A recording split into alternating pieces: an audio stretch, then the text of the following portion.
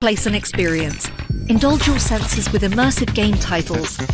Boost the excitement with our engaging promotional tools and generous network promotions. Be in control with XI Viewport Management Tool and experience seamless gameplay powered by X Platform. Enjoy Place and experience as our partners do in over 20 regulated markets. And get ready to go big. Big play is on. Placent. Well, there you have it. We are live. Welcome back to another edition of Weekly News Live with me, Conor Mulhare, and of course, the one and only, my legendary co-host, Mr. Nico Jansen. Nico, welcome to the show. How are you doing? I'm just perfect. Survived New York, which was a lot of fun. Although we missed you very, very much, Connor. And but you had different business to take care of, obviously. So otherwise, you would have joined us as well in New York. And yeah, as said, it was so much fun to actually speak to a lot of our listeners and shout out to them as well. Although we don't see them, they still follow us and. Yeah, we're happy to please your kind of thirst for information about the gaming world on a weekly basis. So we always under promise and over deliver. How are you, Connor? Yesterday's news at tomorrow's prices. Yes, I'm good, man. I was sad not to be able to join you in New York, as you say, but somebody had to keep the weekly news audience happy on this side of the Atlantic, so that's what I was doing. Now, you say you had a lot of fun. Tell me about it. What happened? What did I miss? Conference, networking, partying, restaurants. Yeah, what happened? So a lot of the networking. So once again, shout out to, you as the organizers. You just, pick the right people and attract the right people who actually have something to say. Usually you are confronted each and everywhere with people who talk a lot, but they don't say anything of value. So that was very, very nice, all perfectly organized. People getting together and just people talking straight about business, what's coming up. I was educated on tribal gaming as well. Once again, shout out to Gabriel and Jamie for putting me in contact with him. And as said, I had a steep learning curve, and that's the good thing about an industry event like this, as said. So once again, shout out to you guys from Next.io. Nice. Well, of course, nothing to do with me, but my colleagues, as you say, are very talented, and they do, yes, they pull a hell of an event together. So good. I'm glad you found it productive. I'm glad you found it enjoyable. But it's over now. It's time for the catch-up calls and catching up with all those people you're networking with. But we must attend to our usual business as well. So we're back looking at the biggest headlines of the week as usual. And Nico, I believe you're going to do it like only you can. And treat once again to your wonderful 10 in 5. What have you got for us? Wait. First of all, greetings to Kenny as well, because he's one of our listeners, and I met him live and in person in New York. He was like, yeah, I'm always the guy sending you greetings from Stockholm, Sweden. I know you, Kenny. Thanks for being the person that you are. It was fun meeting you, as said, live and in person in New York. But now let me just start with the 10 and 5. There are rumors going around that I never make it. It's all fake news. Of course, 10 and 5 is always 10 topics in 5 minutes. You sometimes just need to have to reset your clock. Okay, so let me just jump straight into it. So Jaguars, the Jacksonville Jaguars, former financial executive, is sentenced to 5.5 years in prison. A former financial executive of the Jacksonville Jaguars accused of embezzling some 20.2 million was sentenced earlier this week to 6.5 years in prison. So his defense attorney, Alex King, not related to our Mr. Stephen King or James King, which you all know, the CEO of Flows, claimed that his client was pushed into the crime by his gambling addiction. King said that 99% of the funds were used to cover massive gambling losses. Those claims contradicted the prosecution's stance. According to the prosecutors, besides gambling, Patel used money obtained through fraudulent activity to fund his lavish lifestyle, including the purchase of a home in Ponte Vedra Beach, Florida. So it's not all about gaming, which is a pretty simple excuse. Then the March Madness is about to attract 2.7 billion handle with 40% bet in play. If you want to read this article, it's published by my man Connor, as US bettors are set to wager 2.68 billion on this month's NCAA March Madness basketball tournament, according to estimates from Eilers and Krejcik Gaming, short EKG. The event is one of the most significant in the calendar for the US sports betting sector, as it sees 67 games played over just 18 days and attracts large betting volumes in the process. And around 35 to 40 of the total betting handle is expected to be placed in play, as EKG estimated. So IGT revenue reached 1.1 billion for Q4 in 2023.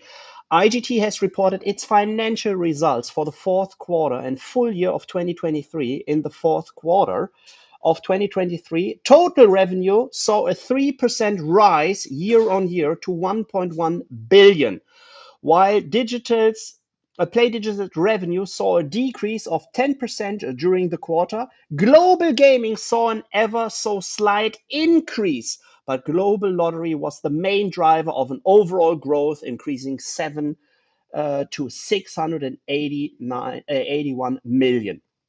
Standard General offers to buy bellies at 773 million valuation. So the hedge fund Standard General has sent a letter to Bellies Corporation offering to purchase the entire company for $15 per share. And with these $15 per share, which represent a 41% premium on Bellies share price on Monday, on 8th of March 2024, the offer gives the company an enterprise value of 773 million. GeoComply reports 5 million geolocation check at North Carolina's sports betting debut.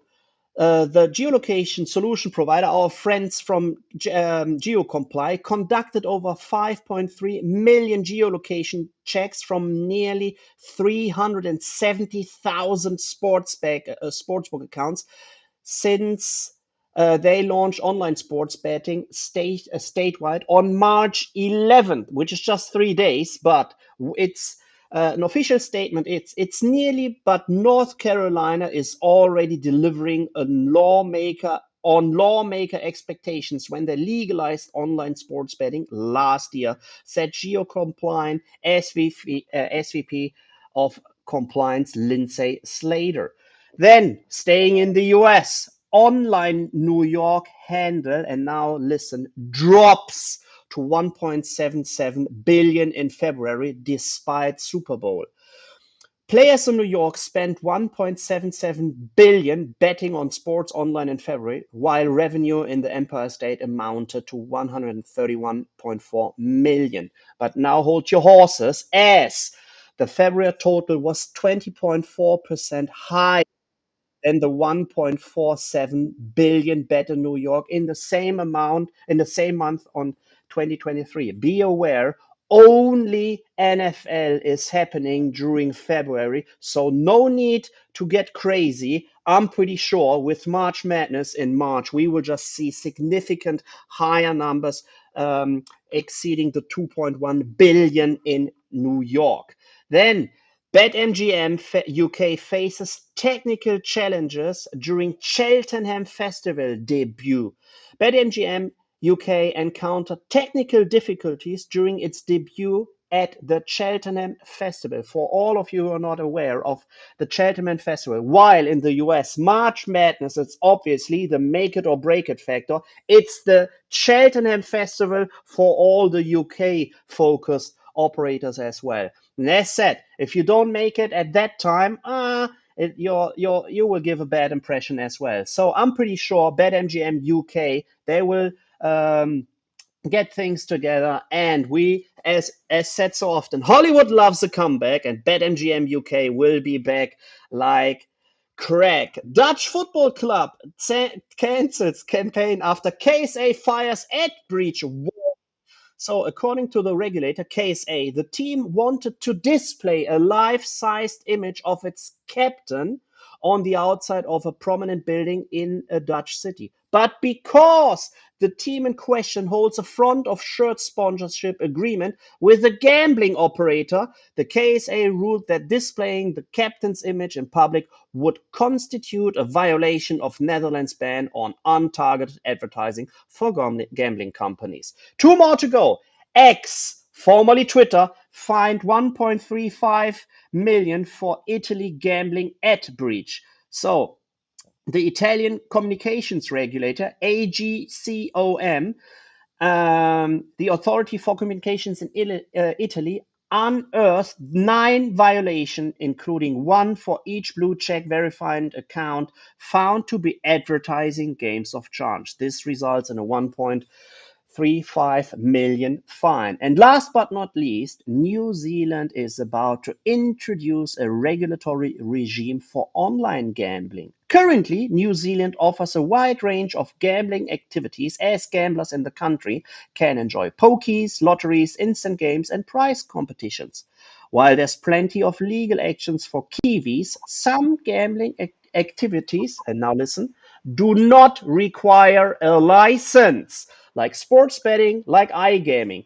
While there's ultimately, this lax licensing regime results in losses for the government, which may otherwise benefit from additional tax revenue. So they will come up with a new tax regime, and then sports betting and iGaming or slots will be taxed as well. And this have been my 10 in 5.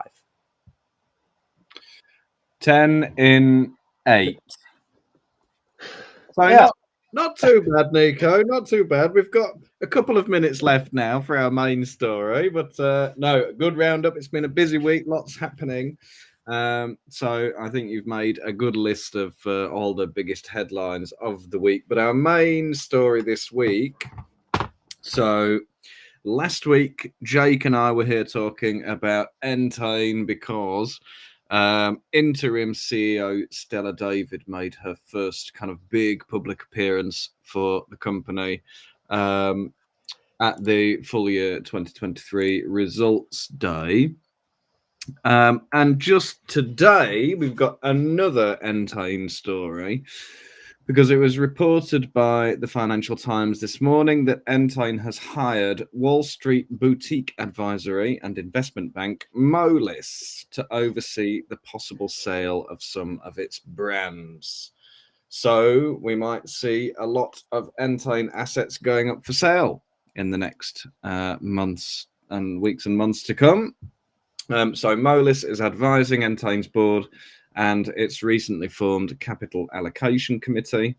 And the report in the Financial Times said that any sales will only be of brands that are not integrated into Entain's proprietary technology platform.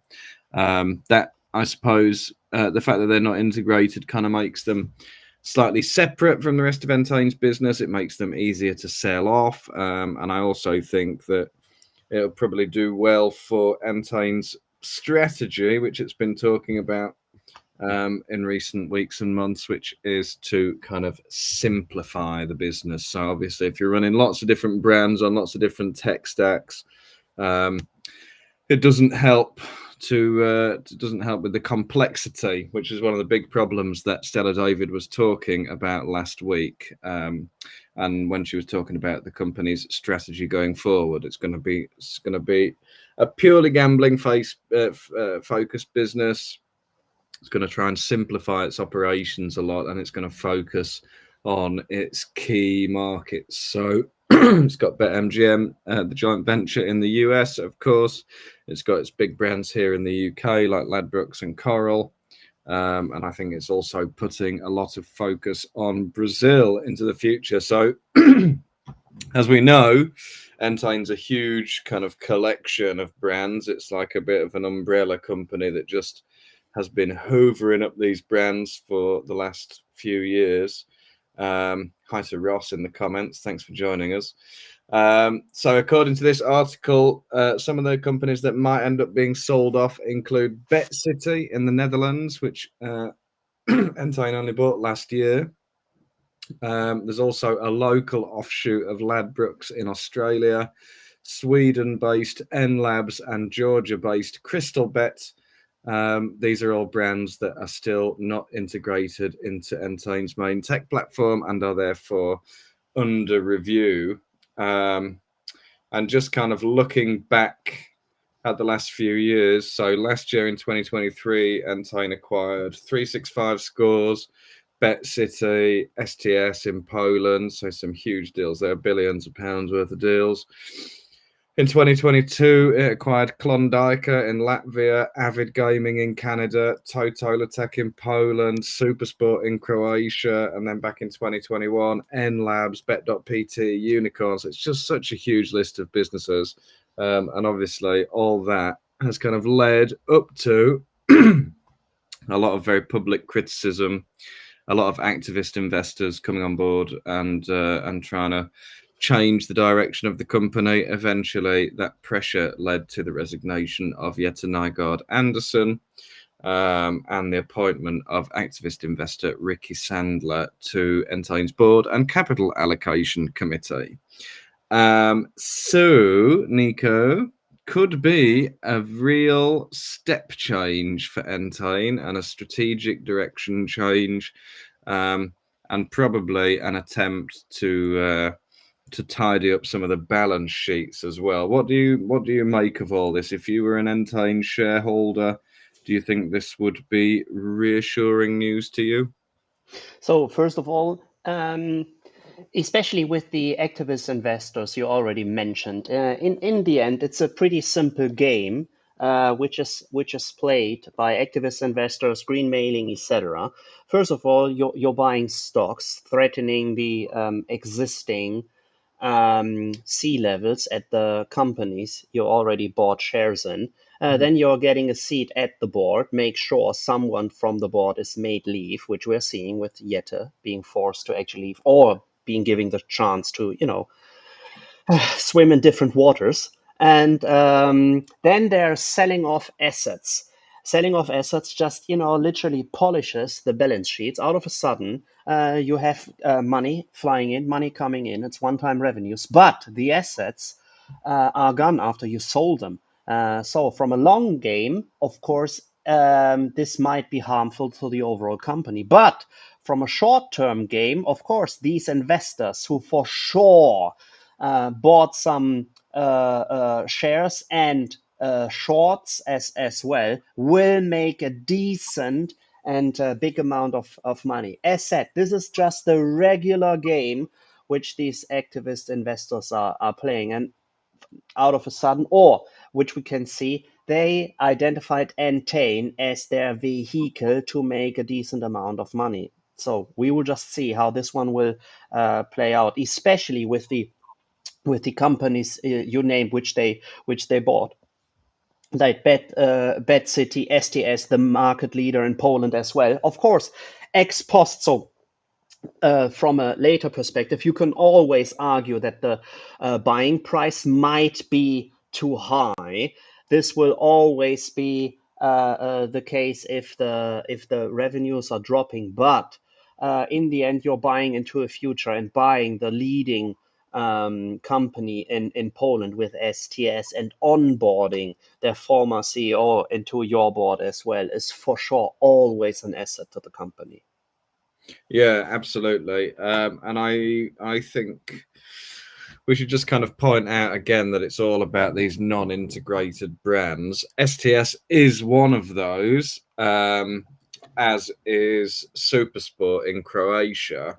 But I think it's worth pointing out that Stella David did kind of highlight the strong performance of those brands last week. So it doesn't sound like they're going to be ripe for a sale just yet, but I think for what it sounds like is the board is kind of assessing all options. And obviously, if the price was right, then they probably would be able to effect a sale.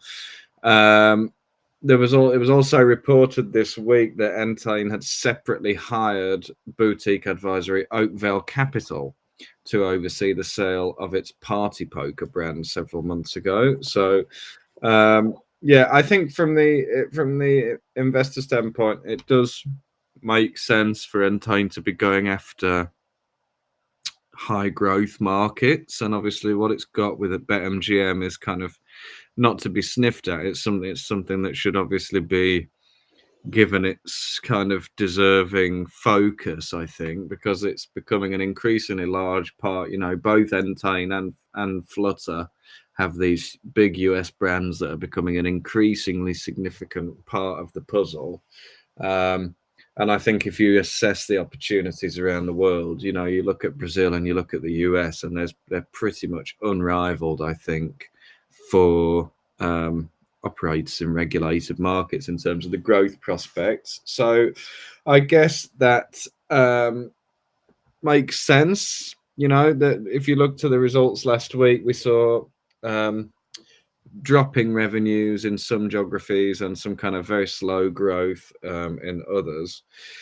So obviously Entain wants to pursue growth, and even if it's like you say, they'll have less assets after, but if they can get good growth on a continuing operations basis, then it still kind of looks good, I guess. So what they said, so the sources, unnamed sources in this Financial Times article said the Capital Allocation Committee is going through market by market and making some determinations. It's all about working out what market Entain wants to be bigger in and what markets are extraneous and could be sold. And they also stressed that disposals may not necessarily follow as a result of review. It is about assessing how best to maximize value. I think one of the big challenges they're going to have is actually finding buyers for a lot of these assets, don't you think, Nico? Yeah, it's always hard to find buyers if you're literally forced to sell assets. It's always easier if someone just knocks your door and implies an interest in buying stuff. It's always the case. As soon as you're forced to literally get rid of something, then you're not in a good position to actually sell off things. And always remember, we've seen this one, of course, at a way smaller grade as well with Catena Media, when they were literally, polishing their books with, selling off assets like Ass Gamblers for 45 million as well. Of course, it is on a way smaller scale, but in the end, it's pretty much the same story, right? To actually, prepare themselves to, play the big game, the big numbers game in the US. They were selling off assets in Europe. And that's the thing. So we've seen it already. Sometimes it works. Unfortunately for Catena Media, it didn't work that well. And fingers crossed, as you already mentioned, Entain is a big time ship, and they have a lot of assets which they can first of all sell off, and then focus on becoming the market leader with their existing brands. Yeah, absolutely, and it's going to be. It seems, Stella David's kind of hit the ground running. She's not waiting around to make changes. She's gone straight in with this new strategy. I think she probably is quite a compelling candidate for the permanent CEO role. We'll see if the rest of the board agrees with that, and if she actually wants it, we'll see. But lots to watch out for there with Entain. And we've got another little story we're going to come on to in just a minute, because they've also got a new non-executive director on the board who we're going to talk about in just 1 second. But first, I think we have a short video just to run very quickly.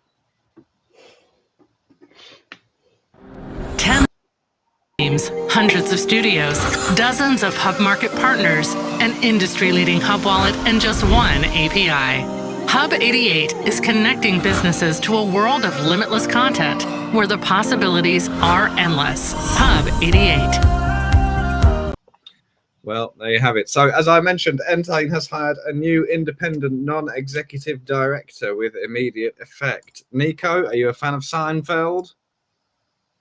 Of course I am. Yes, because this new director is a Kramer. It's not Cosmo Kramer from Seinfeld. It's Ronald J. Kramer, who is currently the chairman and CEO of the New York Stock Exchange listed Griffon Corporation, which is an investment management and holding company headquartered in New York. But not only that, Kramer, I can't get over that, Kramer has enjoyed a 40-year career in corporate finance, real estate, and gambling, and he was president and director of Wynn Resorts between 2002 and 2008.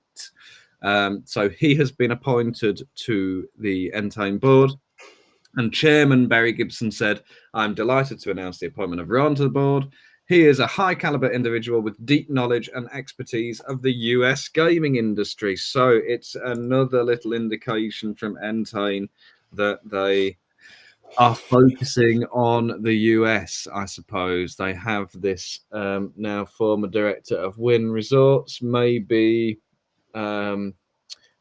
that's that casino experience is a bit of an added bonus for Entain. Maybe it will teach them a little bit more about how to approach their relationship with MGM over the joint venture.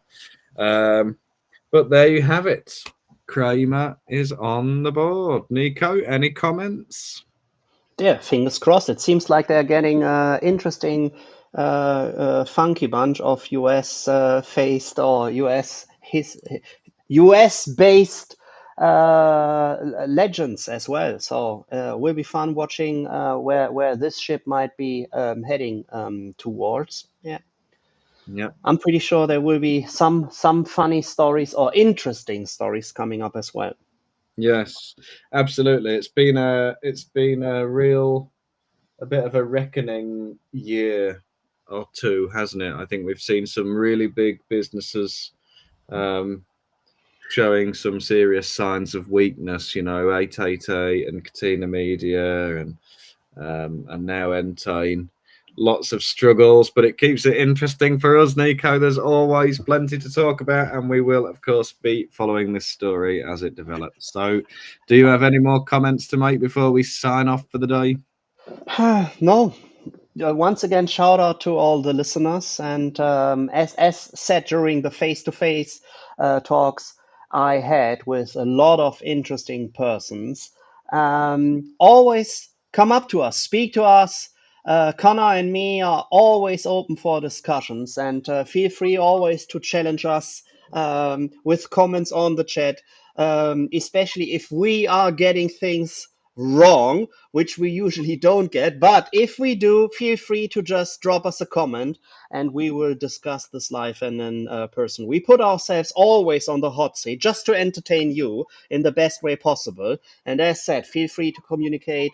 DM Connor, stop by his house, enjoy his lovely Bugatti, whatever. He's always up for a decent conversation. That's right. Thanks, Nico. And like Ross says in the comments, if you ain't winning, you're losing. So keep coming back to Weekly News to get all the biggest headlines. Thank you to Kenny and to Ross in the comments. Thank you to Playson for sponsoring us and keeping us coming back every single week. And Nico, most of all, thank you to you. Hope you have a lovely weekend and a good afternoon, and we'll catch you same time, same place next week. Of course. Bye. Bye.